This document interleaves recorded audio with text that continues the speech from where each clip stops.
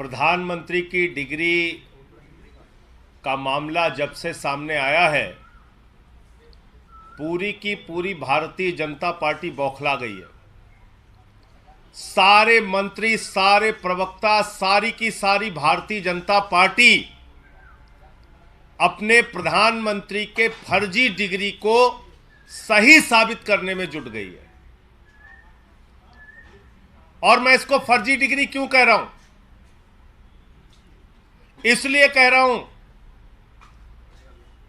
कि प्रधानमंत्री जी ने जो डिग्री सार्वजनिक की है, प्रधानमंत्री जी की जो डिग्री गृह मंत्री अमित शाह जी के द्वारा प्रेस कॉन्फ्रेंस में दिखाई गई है, वो डिग्री अपने आप में कई सवाल खड़े करती है। अभी सिलसिलेवार करके मैं आपके सामने बताऊंगा। लेकिन एक बात बहुत स्पष्ट है कि भारत के चुनाव आयोग का नियम यह कहता है कि अगर आप अपनी संपत्ति के बारे में कोई गलत जानकारी देते हैं, अगर आप अपनी डिग्री के बारे में कोई जानकारी गलत देते हैं, तो आपकी सदस्यता रद्द हो सकती है। यानी भारत के प्रधानमंत्री की डिग्री जांच करा ली जाए, वो फर्जी निकलती है, तो मोदी जी की सदस्यता पूरी तरीके से रद्द हो जाएगी। वो न सांसद बचेंगे, न चुनाव लड़ने के योग्य बचेंगे, क्योंकि एक बहुत बड़ा फर्जीवाड़ा है भारत के प्रधानमंत्री की ओर से। तो इसलिए अब मैं आपको सिलसिलेवार करके बताऊंगा कि इनकी डिग्री फर्जी कैसे। नंबर एक, यह वो डिग्री है जो गृह मंत्री अमित शाह ने प्रेस कॉन्फ्रेंस करके दिखाई थी और कहा था कि प्रधानमंत्री की मास्टर डिग्री यह है। गुजरात विश्वविद्यालय से उन्होंने मास्टर ऑफ आर्ट्स किया है। अब इस डिग्री में देखिए आप, नकल के लिए भी अकल चाहिए होती है, लेकिन इस नकल में अकल का इस्तेमाल नहीं किया गया। यहां पर यूनिवर्सिटी लिखा हुआ है और यूनिवर्सिटी की स्पेलिंग में विक्ट्री का वी जो आता है, उसके इस्तेमाल की जगह बैट का भी इस्तेमाल किया गया है। यह हो गया यूनिवर्सिटी। तो हमारे मोदी जी यूनिवर्सिटी से पढ़ाई किए हुए हैं और इसी सर्टिफिकेट में एक जगह और यूनिवर्सिटी लिखा हुआ है, नीचे उसकी अंग्रेजी ठीक लिखी हुई है। यहां बी आ गया, यहां पे विक्ट्री का वी आ गया। ये देखिए आप, इसी सर्टिफिकेट की बात कर रहा हूं जो गृह मंत्री जी ने दिखाई। दूसरा, मास्टर ऑफ आर्ट्स जिस फॉन्ट के अंदर लिखा गया है, जिस फॉन्ट में, यानी कि जिस लिपि शैली में मास्टर ऑफ आर्ट्स लिखा गया है, इस लिपि शैली की शुरुआत 1992 में हुई है। यह फॉन्ट, यह लिपि शैली, मास्टर ऑफ आर्ट्स जिसमें लिखा गया है, यह लिपि शैली आई है, यह फॉन्ट आया है 1992 में। और प्रधानमंत्री जी का क्या दावा है कि उन्होंने 1983 में ही एमए पास कर लिया था। यह है दूसरा सवाल। अब तीसरा सवाल और सबसे बड़ा सवाल यह है प्रधानमंत्री जी का। स्कूली शिक्षा गांव में किया और जैसा मैडम बता रही थी ना कि अपनी शिक्षा के कारण आदमी आगे नहीं बढ़ता, तो मेरी शिक्षा ही नहीं हुई। तो ये प्रधानमंत्री जी का वक्तव्य है, मेरा नहीं, माफ कीजिएगा। यह किसका वक्तव्य है? भारत के प्रधानमंत्री आदरणीय नरेंद्र मोदी जी का वक्तव्य है, मुख्यमंत्री गुजरात बनने के बाद।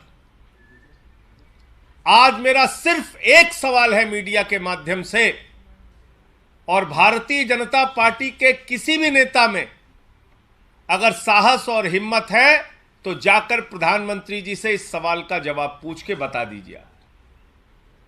सवाल क्या है? 79 में और 78 में अगर बैचलर डिग्री दिल्ली विश्वविद्यालय से प्रधानमंत्री ने कर ली, 1983 में मास्टर ऑफ आर्ट्स की डिग्री गुजरात विश्वविद्यालय से कर ली। अगर आपकी 1989 में बीए की डिग्री हो गई, 1983 में एमए की डिग्री हो गई, तो भैया प्रधानमंत्री जी देश के सामने इस बात का खुलासा कर दीजिए कि फिर 2005-06 के दौरान या मुख्यमंत्री बनने के बाद का ये जब का भी भाषण है, आपने क्यों एक टीचर को संबोधित करते हुए कहा कि आपकी कोई शिक्षा दीक्षा नहीं है, स्कूली शिक्षा के आगे आप नहीं पढ़े। ये तो आपका बयान है, मेरा बयान नहीं है।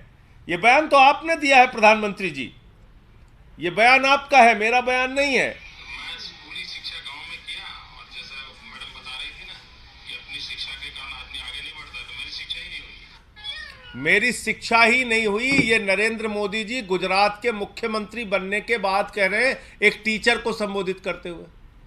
तो भैया जब आपने 79 में बीए कर लिया, 83 में एमए कर लिया, फिर 2005-06 में आप क्यों झूठ बोल रहे हैं? इसका मतलब ये सच बोल रहे थे मुख्यमंत्री रहते हुए, जो उन्होंने कहा वो सच था, वो सच था। उसके पहले के जो उनके डिग्री के खुलासे हैं वो झूठे हैं, गलत हैं। और इसी तरीके से उन्होंने यूनिवर्सिटी से पढ़ाई की है, इंटायर पॉलिटिकल साइंस में यूनिवर्सिटी से पढ़ के आए हैं मोदी जी। तो इसलिए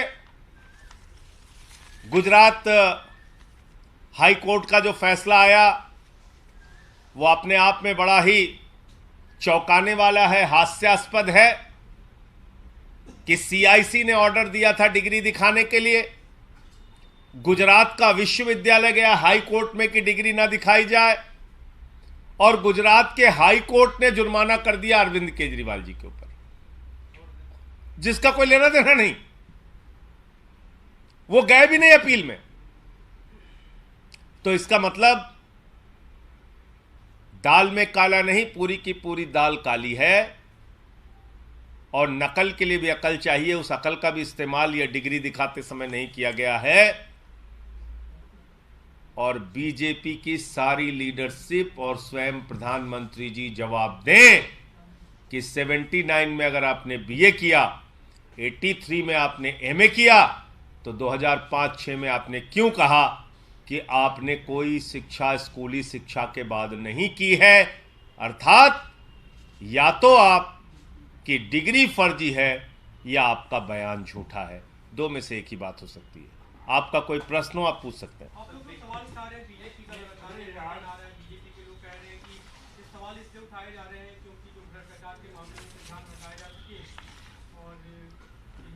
देखिए, भ्रष्टाचार के मामले में क्या बोला जाए? भ्रष्टाचार तो मोदी जी के साथ आसमान में घूम रहा है। इस भ्रष्टाचार का जवाब कौन देगा? ये भ्रष्टाचार जो आसमान में घूम रहा है, अडानी वाला, जिसमें आराम से लेटे हुए हैं मोदी जी, कह रहे हैं लूट ले बेटा लूट ले, सारा हिंदुस्तान लूट ले। देखिए आप, ये तस्वीर भूल गए आप? ये अडानी की तस्वीर है। अपनी राजनीतिक सत्ता को बचाने के लिए नरेंद्र मोदी जी ने अडानी के माध्यम से अपनी आर्थिक सत्ता खड़ी की और एक ही व्यक्ति को कोयला दे दिया, गैस दे दिया, बिजली दे दिया, पानी दे दिया, सड़क दे दिया, स्टील दे दिया, सीमेंट दे दिया, सीपोर्ट दे दिया, एयरपोर्ट दे दिया, आकाश से पाताल तक सब कुछ दे दिया, 2.5 लाख करोड़ का कर्जा दे दिया, 86,000 करोड़ का कर्जा माफ कर दिया। और उस अडानी ने क्या किया? 38 फर्जी कंपनियां दुनिया के तमाम देशों में अपने भाई के साथ मिलकर खोली। अकेले एक पते पे 6 कंपनी खोलकर मॉरिशस से 42,000 करोड़ रुपए अडानी की कंपनी में लगाया गया। ऐसे लाखों करोड़ रुपए का घोटाला और भ्रष्टाचार और काला धन अडानी की कंपनी में लगा है, जिसके हवाई जहाज में बैठकर भारत के प्रधानमंत्री घूमते हैं। आज तक इस घोटाले पर जेपीसी क्यों नहीं बनी? सारी की सारी पार्लियामेंट की पार्टियां एक स्वर में मांग कर रही हैं, जेपीसी बनाओ, जांच तो कराओ। जांच नहीं कराते, क्योंकि घोटाले में भारत के प्रधानमंत्री और भारत की सरकार सर से पांव तक डूबी हुई है। यह है सच्चाई। और कोई प्रश्न हो आप लोगों का? धन्यवाद। गुजरात हाई कोर्ट के सामने आया जो 2002 के दंगे पे जो मामले में जो रेप और मर्डर के आरोपी थे उन 26 लोगों को रिहा कर दिया गया है। आप अभी इस प्रेस कॉन्फ्रेंस में जानकारी दे रहे हैं, मुझे इस पूरे घटना की जानकारी नहीं है, लेकिन मेरा अपना ये मानना है, नफरत की राजनीति, दंगे फसाद की राजनीति, गुंडागर्दी की राजनीति, समाज को तोड़ने की राजनीति इस देश को विखंडित करेगी और ऐसा करने वाले के खिलाफ सख्त से सख्त सजा होनी चाहिए। पश्चिम बंगाल और बिहार में कुछ जगह हिंसा हुई है। उस हिंसा की कुछ तस्वीरें हम लोगों ने देखी। पहली बात तो भगवान श्री राम की मर्यादा के विपरीत, उनका जो जीवन चरित्र था उसके विपरीत जाकर अगर हम रामनवमी के जुलूस में राष्ट्रपिता महात्मा गांधी के हत्यारे गोडसे की फोटो लेके घूमेंगे तो फिर ये बहुत बड़ा सवाल है हमारी व्यवस्था के ऊपर कि आखिर राष्ट्रपिता महात्मा गांधी के हत्यारे की तस्वीर का, गोडसे की तस्वीर का रामनवमी के जुलूस से क्या लेना देना है? क्या प्रभु श्री राम ने यही हमें सिखाया है? यही उनकी मर्यादा, यही उनका आदर्श है? रामचरितमानस से हमें यही शिक्षा मिलती है जो रामचरितमानस कहता है सब नर करहि परस्पर प्रीति, यानी कि सारे लोग आपस में प्रेम भाव से रहें। तो हम किस ओर बढ़ रहे हैं? क्या संदेश देना चाहते हैं? हिंसा करने वाले हिंदू धर्म के हों या मुसलमान धर्म के, किसी भी धर्म के व्यक्ति हों, किसी भी राज्य की हिंसा हो, उसके खिलाफ सख्त से सख्त कार्रवाई होनी चाहिए। और अभी तो सुप्रीम कोर्ट तक ने कह दिया, नफरत फैलाने वालों के खिलाफ जो लोग कार्रवाई नहीं करते, नफरत की भाषा बोलने वालों के खिलाफ जो कार्रवाई नहीं करती, वो सरकारें नपुंसक सरकार है। ये तो सुप्रीम कोर्ट की टिप्पणी आ गई है। अब तो मोदी जी को और बीजेपी वालों को शर्म करनी चाहिए। नफरत की बुनियाद पे देश आगे नहीं बढ़ेगा, मोहब्बत की बुनियाद पे आगे बढ़ेगा।